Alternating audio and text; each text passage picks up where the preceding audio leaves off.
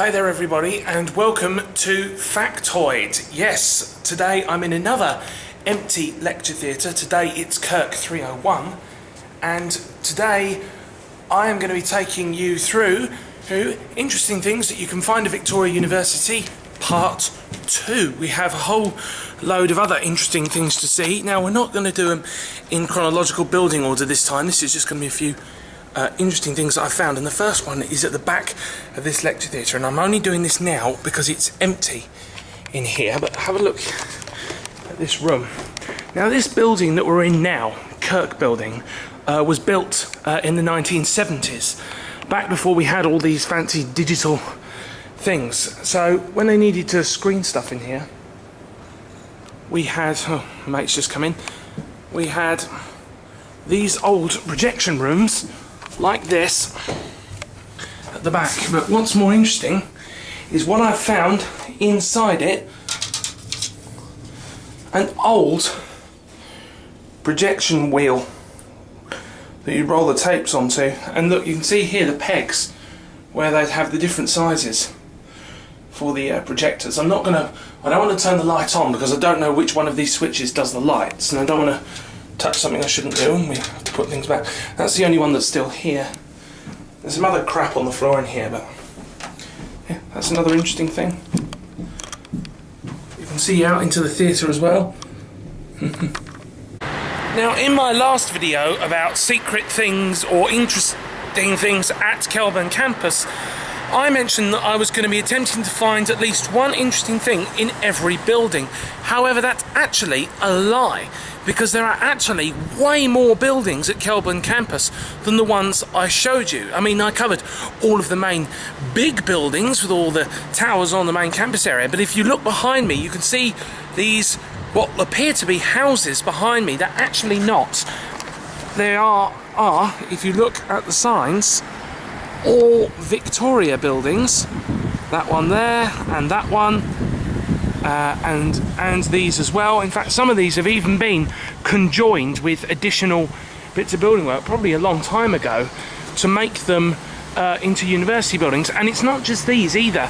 There are buildings, pretty much every building on Kelburn Parade, it is actually a Victoria University building. They go right the way down, and if you go round the corner onto Salamanca Road, there are some more up there. So, and if you look also on the other side of the campus, there are plenty of offices that are, again, converted houses, and even further that way, you know, the music school here at Victoria is also, again, made up of converted houses. So there are actually way more buildings at Kelburn Campus than what you think, but obviously I've just shown you the main buildings, because really most of these other buildings are just really old converted houses, and probably that's really the interesting thing about them, is that these used to be houses that people would have once lived in, but not anymore. They're mainly today either offices or used for tutorials. Now, in my last video, at least I believe it was that video, I hope it was, I would have showed you room McLaurin 101, which with 250 seats is one of the biggest lecture theatres at Victoria. But this one that I'm in here is room Murphy 102, which with just 48 seats, yes, I counted, is one of the smallest lecture theatres on campus. So there are only roughly around 48 seats in here, which is actually less seats than there were seats on the bus that brought me here this morning. Imagine that, eh? We don't think too much of Murphy Block's status as a big building. It is one of the biggest buildings on campus, but if you look at it, you'll see that it's actually not one building, it's two. So have a look. Oh, wait for the bus to get out of the way. Look up there. So here's the main Murphy Tower, all of its 11 floors, making it officially, as I said in the last video, the tallest building on campus. Von Zedlitz is next to it with just 10 floors. But if you look up there, you can actually see the grey bit, which is actually an entirely different building to that bit. And you can see there the little bridge in the middle where they're connected. But but that grey bit is actually also part of the Murphy building. So Murphy is actually not one building, as the name Murphy building suggests, but two. How about that? Now, Victoria University is named after Queen Victoria, which is why it makes sense that there should be a statue of Queen Victoria. I didn't realise that was made of metal. I wasn't expecting it to bang like that. So it makes sense that there should be a statue of Queen Victoria here in the beautiful lobby of the Hunter building. But interestingly, there is actually some debate going on at the moment as to whether a statue of Queen Victoria on, I think it's Kent Terrace, should be moved to the Hunter Courtyard, which is just out that way, because of the connections that Victoria University has to Queen Victoria, because, like I mentioned, it's named after her. And it will be interesting to see whether or not the statue actually ever does get moved to Victoria University. If you've ever had a lecture in one of the Hunter lecture theatres, chances are you've either entered through the Hunter Courtyard, which is just out those windows behind me, or over the bridge up on level 3. So from the outside on that side, you certainly would not think that there would be a floor below the first floor. Well, there is, because if you take the main staircase down, you will see, sorry it's a bit dark down here, the lights aren't on, that there actually is another floor in the Hunter building. And oh, the light's coming on now. And you wouldn't notice this because it is merely only a set of offices. And there's no lift access to this floor.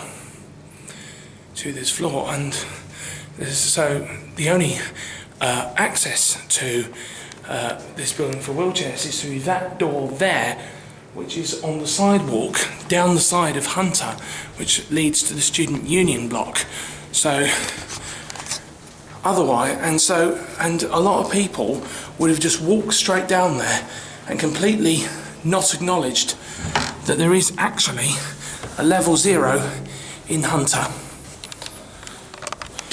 If you've paid attention to any of the signage I've shown in all of the videos that I've done at Victoria, then you'll notice that every building has a 2-letter cipher or prefix. So Kirk is KK, Easterfield is EA. All of the Kelburn Parade buildings all have the prefix KP.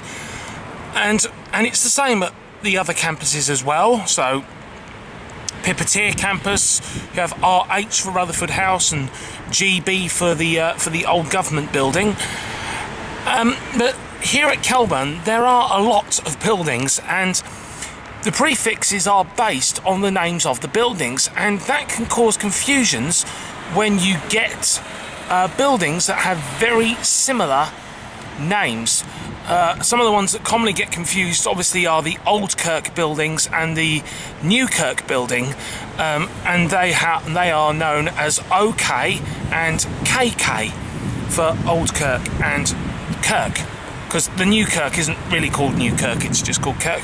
The other one that people get confused are Hunter, which is HU, and Hugh Mackenzie on the other side of the road over there, was actually over there, which is HM. And the HU and the HM certainly can cause confusion sometimes. And on my first day of history this trimester, I made that stuff up as well when I was looking for a lecture theatre in Hunter building, and then when I double checked, it turned out I actually needed to be all the way over there in Hugh Mackenzie, and I actually ended up having to run all the way to Hugh Mackenzie to get to my lecture on time. And you certainly do have to pay attention to those building codes, because some of them are actually really confusing, and you really have to double check which letters they are, because there are certainly so many codes here that are very, very similar. So you do have to pay attention. And we are still in the Hunter Courtyard, and I can't remember if I pointed this out in my last video or not. You look up there and you can see one of the graduation caps. Because I'm an idiot, I can't remember what one of those is called, and that is actually light. It does light up at night, and it's supposed to be a symbol of graduation when you all throw your caps up in the air. Though as a first year student, I'm a long way away from that. Okay, so I'm in the Kirk block now, and you can see behind me one of the most popular places for food on campus. And of course everybody knows that it's Revive, right? Wrong. It's actually not called Revive. Well, technically it's not. It's known as that, but its actual proper name is the Illott Cafe, and it's called that because it's actually named after Jack Illott, who back in the 1980s was a former student doing a Bachelor of Commerce who actually donated the space in which the Illott Cafe is built. So that's why its real name is actually the Illott Cafe, but it's known it's known affectionately by students simply as Revive. Before the hub was constructed in 2013, this whole area inside behind me that you can see used to all be outdoors, all used to be part of this courtyard, with this particular courtyard being called the Tim Beaglehole Courtyard. And that bit also used to be outside as well, and I believe it was known as the Quad. But what's more interesting is that if you get out of the lifts in Easterfield Block on the first floor, the voice announcements haven't been changed. And that means that if you get out of the lift on level 1 of Easterfield Block, it will still say access to the Quad, despite the fact that the Quad isn't actually here anymore. Nor can you actually access the hub from the first floor either. To be honest, I don't see how you could have accessed the Quad from the first floor either, so funny that. Level 1, exit the Quad and Library Building.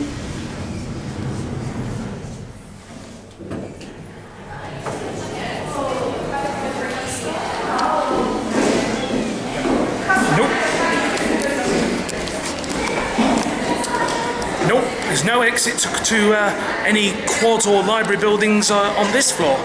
Not anymore.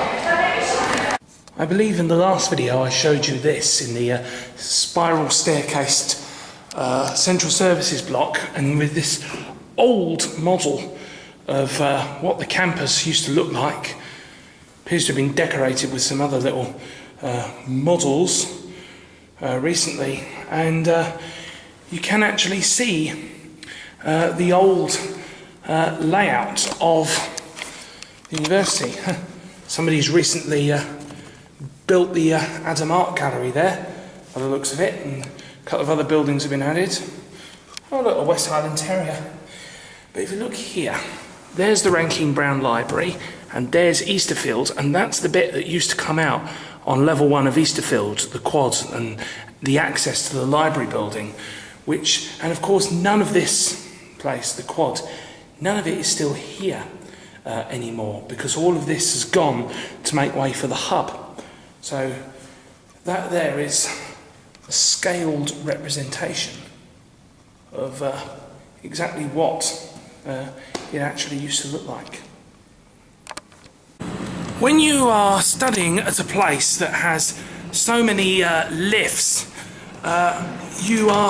it's a nice break, especially as a lot of us went to high schools where you had to climb up and down the stairs all day, so it's nice when you can come somewhere where you can use the lift. Unfortunately, this tends to happen quite a lot.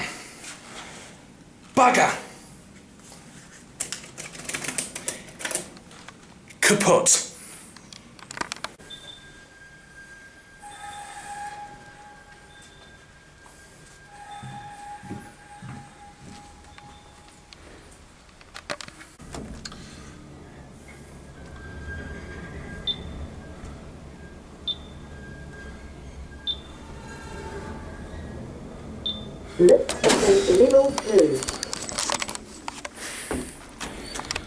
The sound The sound of a lift beeping as it goes past every floor is pretty normal for anyone who lives in America, where their lifts do it all the time. But if you live anywhere else, then that would actually be a pretty strange thing to do. I live in New Zealand, and these 3 lifts here in Murphy Building and 1 lift over in Von Zedlitz are, sorry, I'm eating a mint, probably some of the only lifts I know of that actually beep as they go past every floor. And it's such a strange thing because obviously people in America, where all of their elevators do that, it would be pretty normal. But what a lot of people don't know, well, what a lot of Americans don't know, is that outside of America, elevators just don't do that. Also, these particular lifts in Murphy, the beeping is actually so loud that when you're on other floors, you can actually hear the beeping as the lifts move in the shaft. They're that noisy. So I've just walked out of the Hunter Council chamber, where I've just had an excellent history lecture on New Zealand's involvement in World War I, and I've taken a few photos of the room, which should be on screen now. And oddly enough, this building, Hunter Building, was originally the library of this university.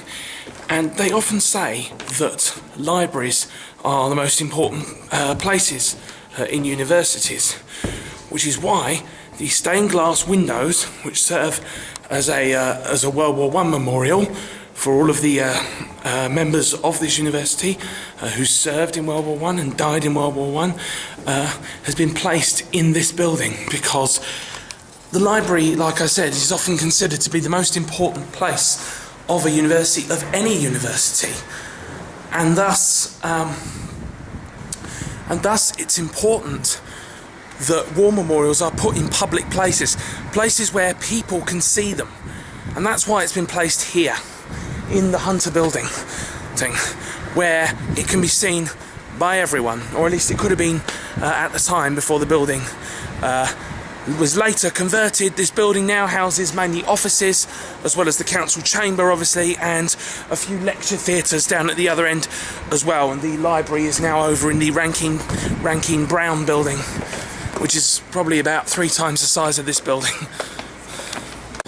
If you've been paying attention during this video, then you'll notice that my clothes have changed quite a bit. It's because I filmed these video clips over several days. Now we're in the Labour building, and if you look behind me, you can see this wooden wall here with a door in it.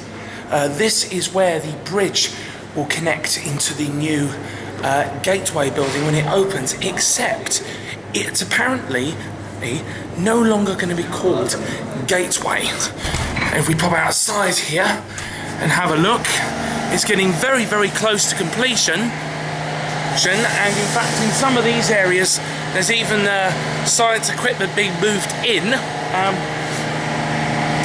But apparently, they've now decided, after having this building be called Gateway for ages, they've now decided that they're going to call this place the Te Toki Orata building, giving it a Maori name. Now, I find personally that there's an upside and a downside to this. The upside is that the new name, Te Toki Orata, it's a Maori name, it's something New Zealandy, it's cultural, and that's great. And also, it's got more character than Gateway, and it's not, and let's face it, the name Gateway is a bit of a cheesy name for a building, I find. But the problem I have with it is, if you're going to have a Maori name, why not go for something that's not such a mouthful? Te Toki Orata, it's a bit of it's a bit wordy, I find, to name a building. I personally just find it's a bit of a mouthful, but it's not my decision. Just now, while I was inside, I pointed out the bridge. This is it, and they've taken down a lot of the scaffolding now, so you can see it more clearly. So there is the northern end of Te Toki Orata building, and there is the Labour building right there. And a lot of the stuff has been taken off the windows in the last few weeks, making it possible to see in. In fact, over there I can even see one of the lifts in the building. And apparently apparently they're already starting to get equipment moved into here, so very, very soon, hopefully we should start to see more departments moving into the new block. So ready by the start of classes in whatever it is, March or whatever, 2018, the first classes should be taking place in this building early next year. Blimey, what's happening to my voice? Okay, we're just crossing over the bridge now from Alan MacDiarmid into Cotton, and last time I did one of these interesting things, a Victoria video, I showed you some of the stuff that's on display here. I'm not sure if I showed you this display. I don't think it was here last time, although, oh no, it is working. That's pretty cool. That's all it does, it just spins. And also last time we were here, I showed you these things that are here, the IBM controls that are freely available. But what I didn't show you last time is all of the other interesting thing that litters the Cotton Building's corridors. If you come over here, you can see a whole load of other interesting stuff. So the Cotton Building really is the Museum of Victoria, really. There's so many things to see, and if you keep moving on past all of these computer laboratories here, I'm trying to walk fast and there's a lot of people around, but you can see some other interesting bits and pieces on display. That robot looks pretty cool. And you can come into this section as well and see a few other displays from the whatever department this is. So you can see some very interesting rocks here and another display. This is somewhat broken, unfortunately, but there's still interesting stuff that you can read. And there's also Antarctic research and more displays. Some of these displays get changed quite frequently, whereas others have been here quite a long time. The School of Geography, Environment and Earth Sciences on the second floor of Cotton Building, and they have this here. It's a big blown up map of New Zealand, when obviously they didn't realise how big it was going to be when they put it on the wall, because look, it's the correct islands but not laid out how they should actually be. When you see New Zealand on a map, there isn't a real map here for comparison, unfortunately. But when I first saw this, it got me thinking, imagine how different New Zealand would be if the North and South Island were actually laid out like this, sort of more next to each other, as opposed to above and below each other. I suppose if they were laid out like this, then they would probably be called the East and West Island, as opposed to North and South. And you certainly wouldn't catch a ferry from Wellington to Picton. You'd be catching it from Picton to Auckland instead, and you'd be able to sail from Wellington to Christchurch. I think it would be better if the islands were actually laid out like this, but they're not. So that's the way that geography and geology and seismology and all those other things that I don't understand work, I guess. It just didn't turn out this way. Kind of a shame. So we're now outside the Cotton Lecture Theatre, COLT 122, and if you go inside this lecture theatre, it slopes downwards, and this is the bottom floor. And the only way in is through the door here and the door here. So that would therefore make Cotton Lecture Theatre 122 possibly one of, if not the only, lecture theatre at this university with no disabled access. Or is it? There is a very sneaky door here that leads into this dark foyer with this old manually operated freight lift, and I'm aware that it does say on it no passengers, but, and it is very small, it's not really equipped for wheelchairs, but if it was absolutely necessary, you could probably squeeze one in here, and if we take it down, this very small and very old freight lift is technically step-free access in to the Cotton 122 lecture theatre, and I'll show you that in just a minute. Sorry, this lift is a bit slow. It wouldn't be easy. This is a very small lift, as I mentioned. It'd be very difficult to fit a wheelchair in here, and the doors are manually operated, not automatic, so you might have a bit of trouble, but it brings you out into this service corridor where there is a door in to Cotton 122, meaning that even though it is technically a freight lift, there is technically step-free access into this theatre, and there is, if you go down that corridor and turn left, a staircase which takes you back up into the Cotton foyer. So, and I have a lecture in here on a Friday, and I've used this entrance many times, and anybody can walk down here. It's perfectly acceptable, usually, but this is actually, weirdly, the only step-free access into this lecture theatre. Odd. I'm going to go back upstairs now. Look at the old-fashioned telephoning here. Oh, that's pretty cool. And it's got a little window in the door as well. That's pretty cool. It's hot in here though. There's nothing more annoying than when you're going into a lecture theatre or you're coming out of a lecture theatre and you're all trying to crowd through the door, and you think, God, I wish there was another way in or out of this lecture theatre so that it would be easier to get everyone in and out. Well, in most cases there is, obviously for fire exit reasons, and in most of these cases you can actually use alternative ways in or out that you don't know about, and I'm going to give you a couple of examples.